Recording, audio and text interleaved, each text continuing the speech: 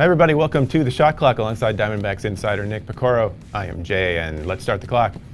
Nick, big night last night. Patrick Corbin continued this strong run of Diamondbacks starting pitchers' performances. What did he have last night that was any different from what he's shown so far?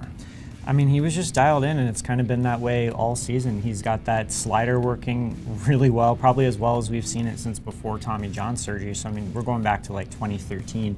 But he's gotten better at it, I think. He's able to throw it for strikes. He's able to throw it down and out of the zone. He's able to slow it down and make it look almost like a curveball. It's just, you know, I remember thinking back like to Todd Helton calling it the best slider he'd ever seen. And, you know, it's back to being that pitch. And you saw those swings that the Giants hitters were taking, which, I mean, some of it is probably a little bit to do with the quality of the Giants hitters. Yeah, but, I mean, it was unbelievably bad swings, and he was just dialed in. And one particularly unbelievably bad swing, a check swing from Brandon Belt in the 8th inning where Nick Ahmed couldn't quite throw out the runner at first base, spoiled a no-hitter. But I don't think the switch was to blame in this particular instance. Do you?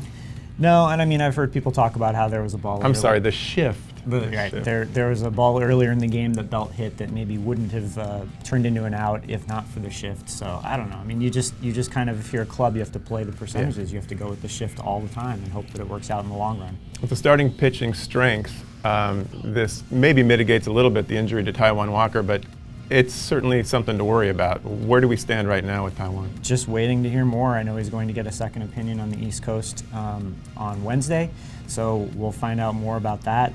But look, I mean, like you said, it is a strength. I think that there's probably not that many teams that can talk about a top 4 starters as good as the Diamondbacks, assuming, you know, Robbie Ray and Zach Greinke are as good as they were in the past. We'll see what happens. More against the Giants and then the Padres, and that's all the time we have on the Shot Clock. For Nick, I'm Jay. Have a great day.